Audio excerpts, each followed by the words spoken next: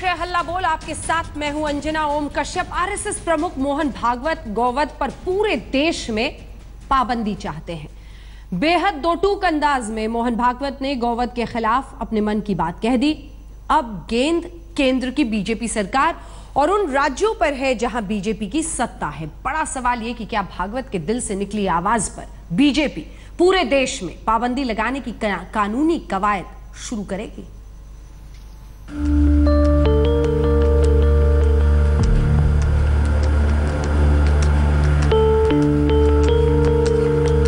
गोवध के खिलाफ देशव्यापी माहौल में आरएसएस प्रमुख मोहन भागवत ने नई गेंद उछाली है। भागवत चाहते हैं गोवध के खिलाफ कानून का दायरा पूरब से पश्चिम और उत्तर से दक्षिण तक फैला हो। भागवत ने एक देश एक कानून की नई विचारधारा की जरूरत बताई है। संपूर्ण भारतवर्ष में गौवंश हत्या बंदी हो, ये हमारी इच्छा है।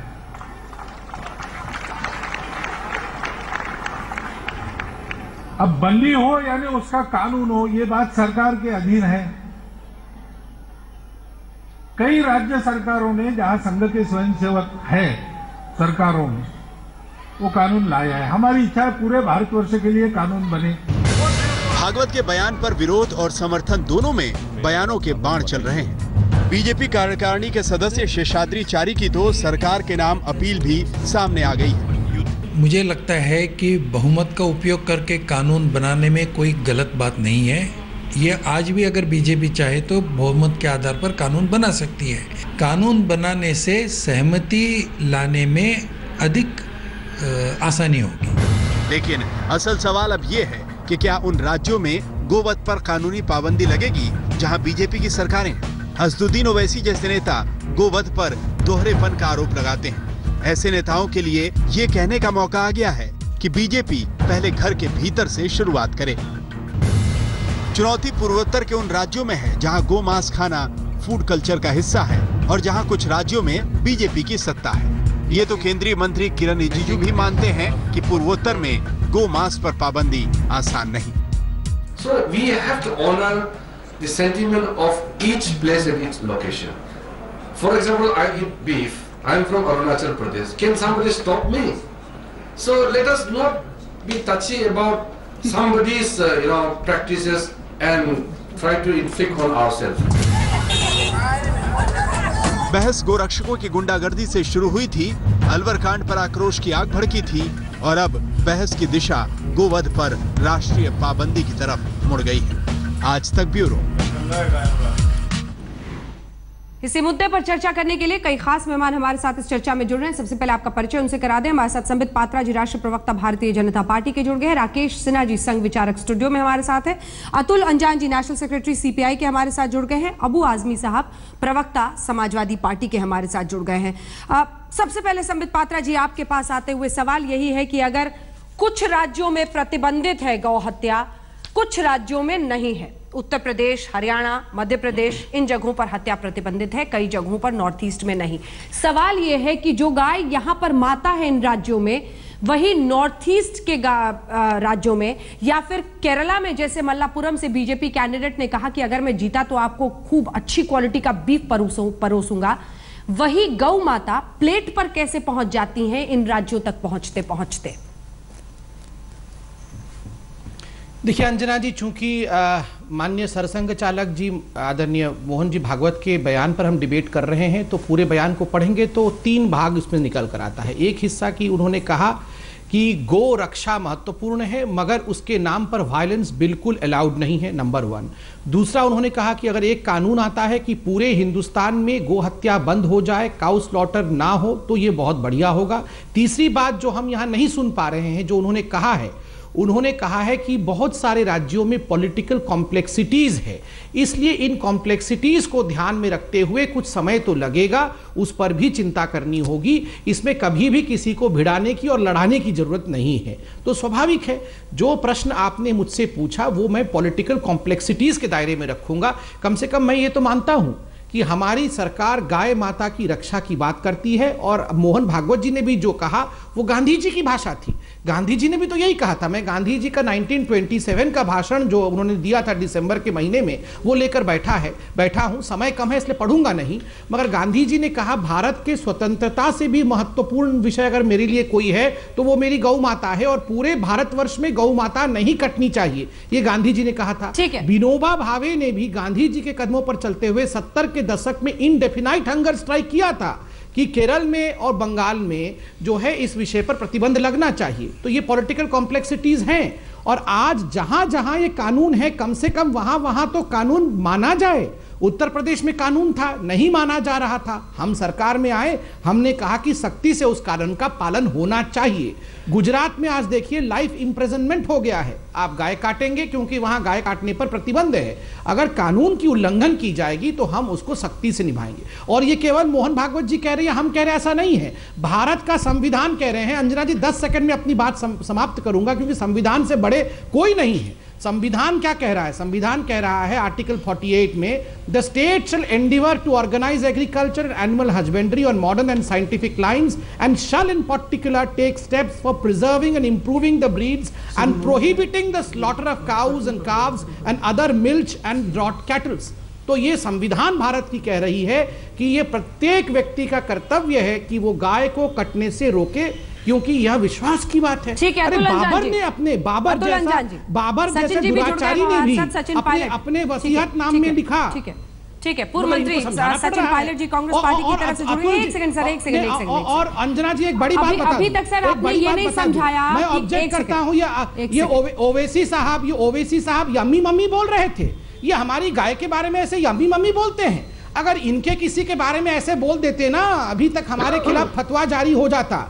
ये मजाक करना छोड़ दे, किसी भी संप्रदाय के लोग हो सकते हैं, हमारे गाय के साथ मजाक ना करें। यम्मी मम्मी आप अपने घर में सोचते रहिए, यहां आके आप ऐसे भाषा का प्रयोग ना करें। अभी तक आपने मुझे ये नहीं समझाया कि केरल में बीजेपी के कैंडिडेट कैसे ये वादा कर देते हैं कि अगर मैं जीत गया तो बहुत अच्छी क्वालिटी का बीफ परोसूंगा। जो माँ है वो प्लेट पर कैसे पहुंच जाती है एक राज्य में, इसीलिए इस तरह की बातें हो रही है। मैं आ रही हूं आपके पास, गलत है नहीं है, लेकिन किरण रिजिजू भी हैं, नॉर्थ ईस्ट के हैं, कहते हैं वहां की भावनाओं का ख्याल रखना पड़ेगा। ऐसे में क्या ये मुमकिन है कि पूरे देश में बैन हो? आपके पास आते हुए अतुल अंजान जी, आपने सुना गांधी जी से लेकर विनोबा भावे को कोट करते हुए उन्होंने कह दिया कि ये देश का परम धर्म है कि गाय को बचाना है। उनका कहना है कि एक तो राजनीतिक कुटिलता है और साथ ही जो रीजनल भावनाएं हैं, जो स्थानीय लोगों की भावनाएं हैं, उसका ख्याल रखते हुए एक यूनिफॉर्म कानून की तरफ बढ़ सकते हैं लेकिन ला नहीं सकते। अंजान साहब।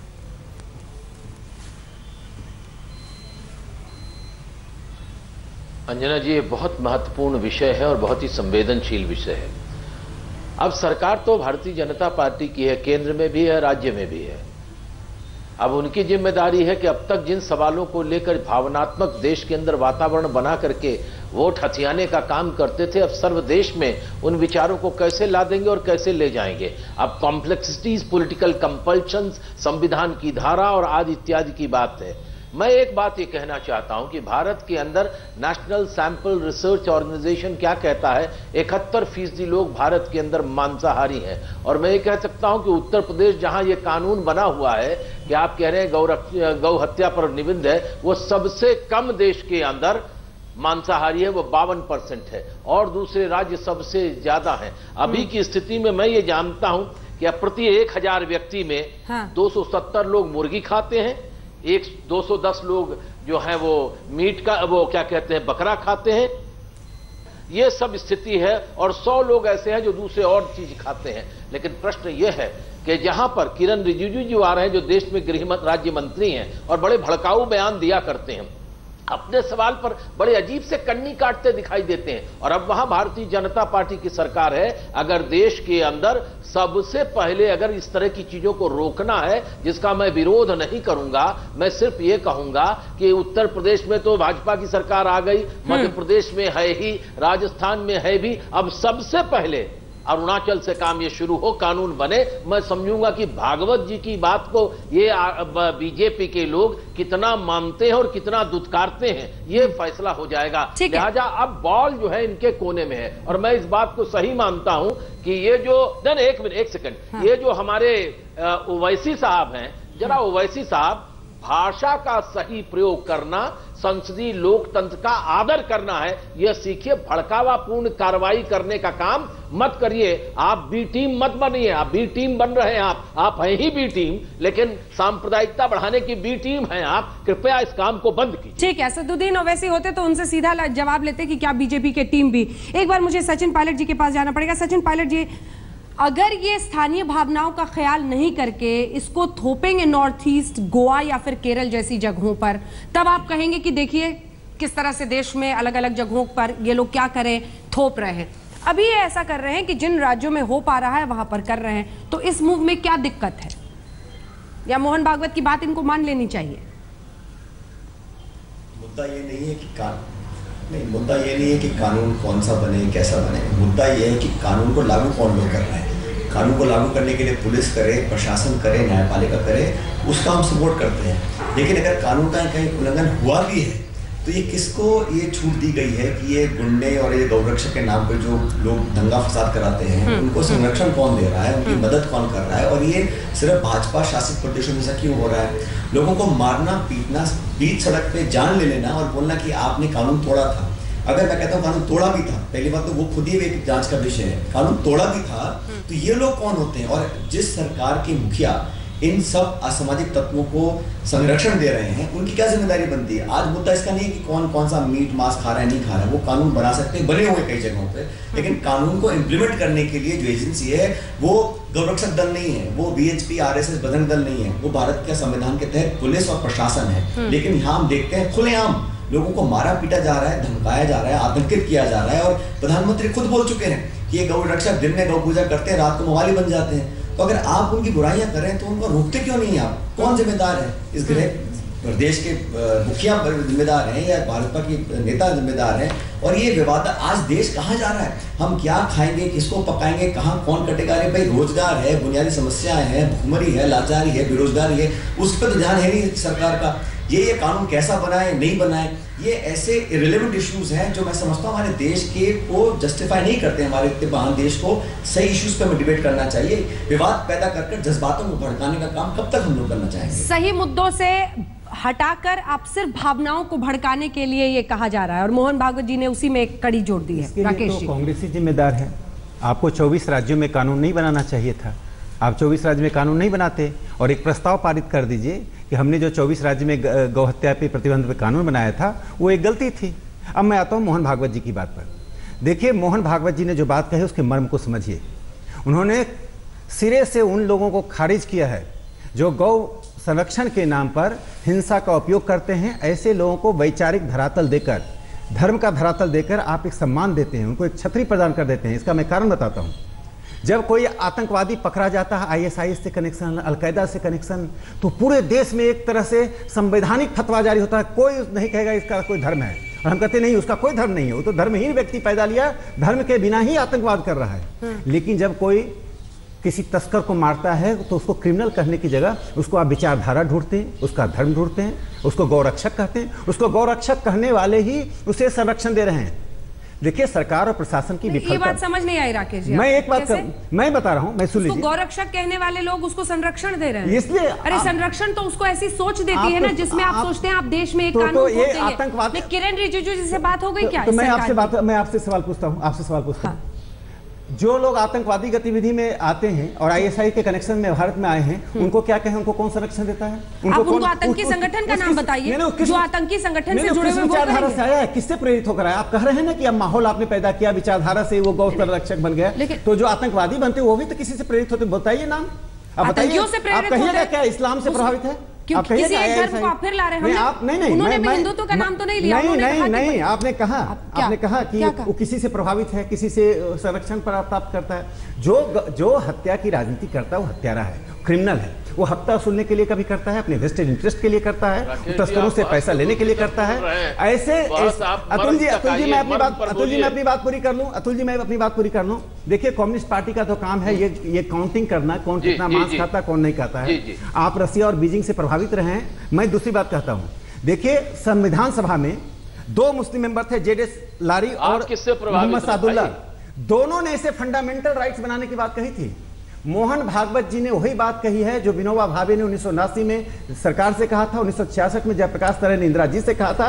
और नॉर्थ ईस्ट के लोग यदि गौ मांस नहीं खाएंगे तो नॉर्थ ईस्ट उन लोग का अस्तित्व नहीं मिट जाएगा। एक सेंट्रल लॉ की आवश्यकता है। हाँ, समय सीमा नहीं बांधी जा सकती है। आप सहमत हैं? संबित पात्रा जी सहमत हैं? किरण रिजिजू जी से बात हो गई है और तमाम लोगों से जो नॉर्थ ईस्ट में रहते हैं। देखिए, किरण जी ने अगले दिन ही उस विषय पे कहा था कि मुझे मिसकोट किया गया है, तो बार बार हम किरण जी को इस डिबेट में लाना है। और दूसरी बात, खुद अगर हम मोहन जी के बात पे इसको डिबेट को कर रहे हैं तो पूरे बयान को सुनाइए। उन्होंने कहा है पॉलिटिकल कॉम्प्लेक्सिटीज, जो जटिलताएं हैं, राजनीतिक जटिलताएं, और सभी वर्गों का सम्मान करते लाने की तैयारी में है, मत में है, ये बता दीजिए। देखिए, इसमें दो चीज जानना बहुत अनिवार्य है। ऐसा नहीं है कि पहले ऐसा एक कानून लाने की कोशिश ना की गई हो। 2 बार ऐसा कानून लाने की कोशिश सेंट्रली की गई हो। दोनों बार वो इसलिए नहीं हो पाया क्योंकि स्लॉटर ऑफ काउ ये जो विषय है ये शेड्यूल 17 कॉन्स्टिट्यूशन के एंट्री नंबर 15 में है, जिस पर केवल और केवल राज्य ही नियम बना सकती है।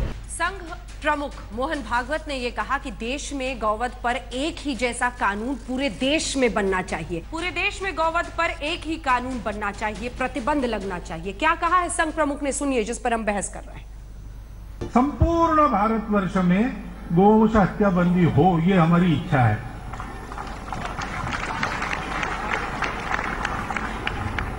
अब बंदी हो यानी उसका कानून हो, ये बात सरकार के अधीन है। कई राज्य सरकारों ने जहां संघ के स्वयंसेवक है।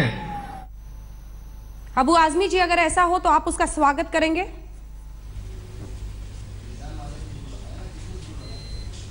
बहुत ज्यादा स्वागत करेंगे। हम तो चाहते हैं कि बिल्कुल जब बहादुर शाह जफर के जमाने में गाय की स्लॉटरिंग की बात आई तो उन्होंने फांसी की सजा का ऐलान किया था। देखिए, गाय पे ताद्दी होना चाहिए और सिर्फ ये जबानी बातें नहीं होना चाहिए। पूरे देश में कहीं अगर महाराष्ट्र में, गुजरात में, मध्य प्रदेश में, यूपी में बैंड है तो इनकी सरकार गोवा में है, वहां भी बैंड होना चाहिए। अरुणाचल प्रदेश में बैंड होना चाहिए। सहूलत से कहीं बैन करेंगे, कहीं बैन नहीं करेंगे। जहां लगता है कि वोट बैंक हमारा खराब होगा वहां नहीं करेंगे। ये बिल्कुल नहीं चलना चाहिए। यहाँ के लोगों, भारतवर्ष के नागरिक को समझना चाहिए कि बीजेपी जो है सिर्फ सहूलत पे काम कर रही है, अपने वोट बैंक को देख काम कर रही है। ये बिल्कुल नहीं, आस्था का सवाल है। गाय पे बिल्कुल सख्ती के साथ बैंड होना चाहिए। इसका 2 हिस्सा है। देखिए, गाय पे बैंड उस वक्त कंप्लीट हो सकता है, बैल पे बैंड उस वक्त कंप्लीट हो सकता है जब जो गाय और बैल बूढ़े हो जाएं, जब किसान को उससे दूध नहीं मिले, उससे बैल खेती के काबिल नहीं रहे, तो सरकार अपने बजट में प्रोविजन बनाए कि उसको सरकार खुद खरीद करके छावनी बना करके उसको जब तक वो जिंदा रहता है उसके पालन पोषण का पूरा बंदोबस्त करे। वरना ये नहीं होगा तो गरीब किसान जो आज आत्महत्या कर रहा है, खुद खाने को नहीं है, वो गाय और बैल को जब किसी काम के लिए होंगे तो बेच देगा, फिर उसकी स्लॉटरिंग जारी रहेगी और फिर इसी तरह से गौ रक्षक निकलेंगे और उनके साथ गुंडागर्दी करेंगे। 10 जगह पर पैसे लेकर के उनको स्लॉटरिंग करने देंगे, 5 जगह पर मार के दिखाएंगे। ये देश में खेल बंद होना चाहिए। मैं ये शांत हो जाएंगे तो बोल लूंगा। देखिए अंजना जी, गौ हत्या बंद हो ये सोचा नहीं होता तो आज ये डिबेट का विषय ही क्यों होता। मुझे लगता है गौ हत्या के विषय में और गाय के डेवलपमेंट अर्थात पूरी जो डायरी एग्रीकल्चरल वो है वो किस प्रकार आगे बढ़े, इस पे भारतीय जनता पार्टी की केंद्र सरकार ने चिंता की है, तभी तो इतनी डिबेट इन विषयों को लेकर हो रहा है। वरना तो मैंने कांग्रेस के राज में कभी इस डिबेट को भी नहीं देखा। और सही कहा राकेश सिन्हा जी, महाराष्ट्र से लगा हुआ है। सर, गोवा में जो कानून है मैं पढ़ देता हूं, आपको शायद पता ना हो। Goa Daman Diu prevention of cow slaughter act 1978 and the Goa animal prevention act 1995 Goa में लागू है। गोवा में एक क्लॉज है कि बाहर से जो बीफ आता है, और बीफ का मतलब सिर्फ गाय नहीं होता है, कृपया करके बीफ की पर सर चिल्लाइए मत। एक एकेडमिक डिबेट हो रहा है, आराम से पूछ लीजिए, जवाब दीजिए। मैं जानता हूं बीफ ऐसा है कि नहीं होता, बफेलो का भी होता है। सुनिए हाँ, लेकिन आपकी सरकार तो जानते हैं तो फिर गड़गड़ा क्यों रहे? कट रहा है, आप वहां का लॉ चेंज कर सकते हैं।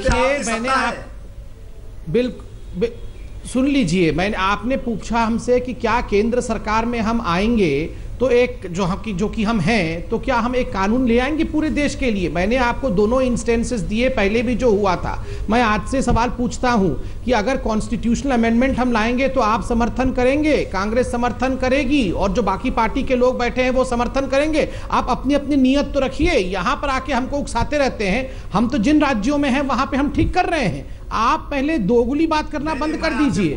मंदिर कब बनाएंगे, मंदिर कब बनाएंगे, ऐसे पूछते रहते हैं जैसे कि बड़ा पत्थर लेके आ रहे हैं मंदिर बनाने के लिए, और जब हम बनाने चलेंगे तो बोलेंगे काहे पत्थर लेके आए हो।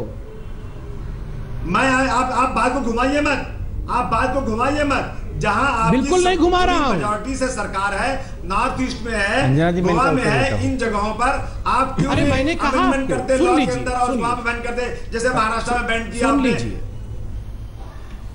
सुन तो लीजिए, मैंने कहा ना पॉलिटिकल कॉम्प्लेक्सिटीज है जिन 24 राज्य। अरे सुन लीजिए सर, आपके लिए महत्वपूर्ण है वो हम देख रहे हैं। पूरा चुनाव हारने के बाद गाय अचानक आपके लिए महत्वपूर्ण बन गई है और कांग्रेस की राम महत्वपूर्ण बन गए हैं, वो सब हम देख रहे हैं।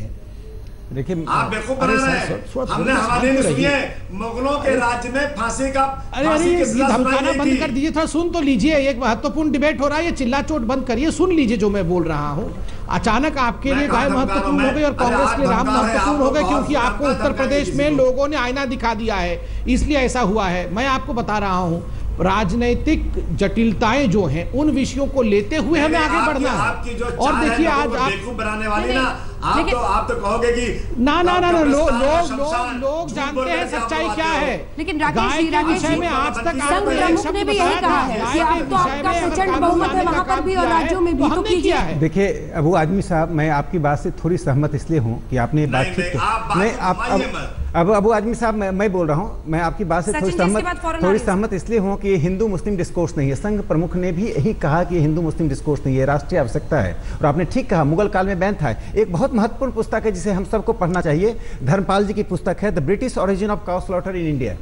यह जो काउ स्लॉटर की प्रवृत्ति को बढ़ाई गई, ये ब्रिटिश साम्राज्यवाद ने बढ़ाया। धर्मपाल बड़े गांधीवादी थे, वो संघ के नहीं थे। संघ प्रमुख ने क्या कहा सर? उन्होंने कहा कि केंद्र में भी आपकी प्रचंड बहुमत की सरकार है, राज्यों में आपकी सरकारें बन रही हैं, सुन लीजिए, प्रतिबंध आप लागू कीजिए। केंद्रीय कानून की आवश्यकता है, इसकी पहल होनी चाहिए। दूसरी बात मैं कहना चाहता हूँ, साधारणतः डेमोग्राफी का कल्चर से संबंध नहीं होना चाहिए, क्योंकि इंडोनेशिया में अधिकांश लोग मुसलमान हैं, लेकिन फॉलो एक ऐसे संस्कृति करते जो भारतीय संस्कृति से मिलती जुलती है। लेकिन नॉर्थ ईस्ट में जो न्यू कन्वर्ट्स हैं, जो वहां पर कन्वर्जन की प्रक्रिया 50 से लेकर 90 2000 के दशक तक चली है, जिसके कारण मणिपुर, अरुणाचल प्रदेश, नागालैंड का पूरा डेमोग्राफिक कैरेक्टर चेंज हुआ है। हाँ। ऐसे न्यू कन्वर्ट जो एक फंडामेंटलिज्म लेकर चल रहे कि हम बीफ खाएंगे, उनको समझाने की जरूरत है और कोई दबाव डालने की जरूरत है कि देखिए संस्कृति के प्रति सम्मान का अभाव होना और अपनी आदत को बदलना चाहिए। दबाव कैसे डलता है? देखिए दबाव इस बात का की परिभाषा जो फंडामेंटलिस्ट एलिमेंट है उनको साइडलाइन करना, जो सामान्य लोग हैं उनको समझाना।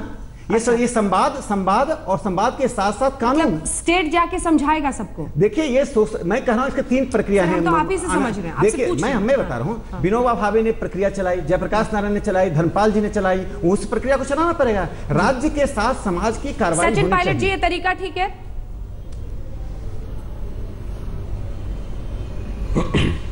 मैं तो इसे पूछना चाहता हूँ, आप कानून पर एक मिनट मत बोलिएगा, मुझे इतना बताइए कि जिस तरह गौरक्षा के नाम पर राजस्थान में उस बेचारे व्यक्ति को सड़क के बीच में पीट के मार डाला, क्या वो सही था? एकदम गलत था। जयपुर के अंदर 5,000 गाय मर गई। मैं खुद जाके वहां गौ सेवा करके आया था। आप में किसी एक पर सुन लीजिए, सेना साहब सुन लीजिए, ये गाय के नाम पर आप कानून बनाना चाह रहे हैं। 5,000 गाय मर गई भूख प्यास से सरकारी गौशाला में जयपुर के अंदर, तब किसी को गाय की याद नहीं आई। लेकिन जब चुनाव आता है, राजनीति आती है, वह कानून की बात करते हैं। कौन चुनाव है? मैं कहता हूँ गौरक्षा, गौ पूजा, गौ हत्या के ऊपर राजनीति मत करिए। मोहन भागवत जी चुनाव को लेकर सचिन जी नहीं बोलते हैं। समर्थन में हम सब लोग हैं, लेकिन कानून को लागू कौन करेगा? आपने जो गुंडे छोड़ रखे सड़कों पे, वो आतंकित कर रहे हैं दुनिया को। किसको आतंकित कर रहे हैं?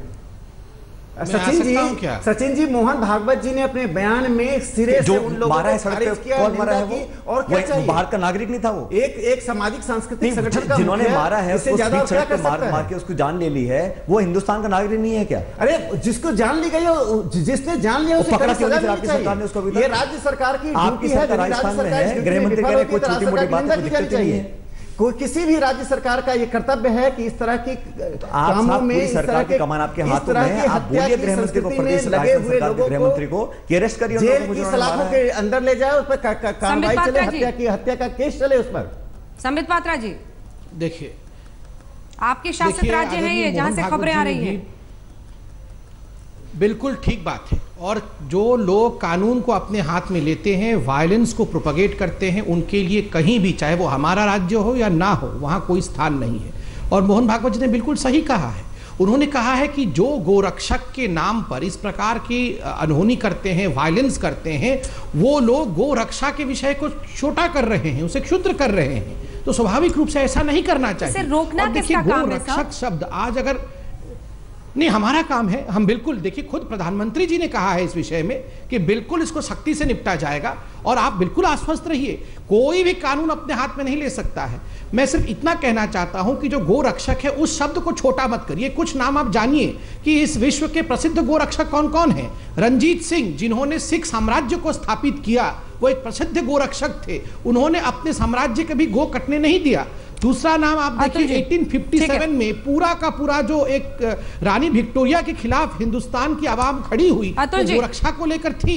सिखों ने वक्त की कमी है, जल्दी से अतुल जी, सचिन जी आ रही हूं आपके पास। अतुल जी, एक ऐसी असहज स्थिति है, ये एक ऐसी असहज स्थिति है अंजना जी, ये एक ऐसी असहज स्थिति है जिसके अंदर अब बहस तरह तरह की जा रही है। कोई नहीं बोल रहा किसने मरवाया अखलाक को, दादरी में क्या हुआ, ये अलवर में क्या हुआ। अभी आपको बताऊं, उत्तर प्रदेश के 11 जिले में ये बांदा से लेकर के सब जगह तक एक वाहिनी खड़ी हो रही है जो गोरक्षा के नाम पर पीट रही है। अच्छा, केरल में कम्युनिस्ट आरएसएस को मार रहे, याद नहीं आ रहा है? जानता हूं, ये सीपीएम सीपीआई के लोग आरएसएस के लोग हत्या कर रहे हैं, वो याद नहीं आ रहा है? वो हत्या नहीं है, नहीं 30 करोड़ निंदा कर रहे हैं, आप उसकी निंदा तक नहीं कर रहे हैं। क्या बात कर रहे हैं? जिसको मर्जी करे, मार देना,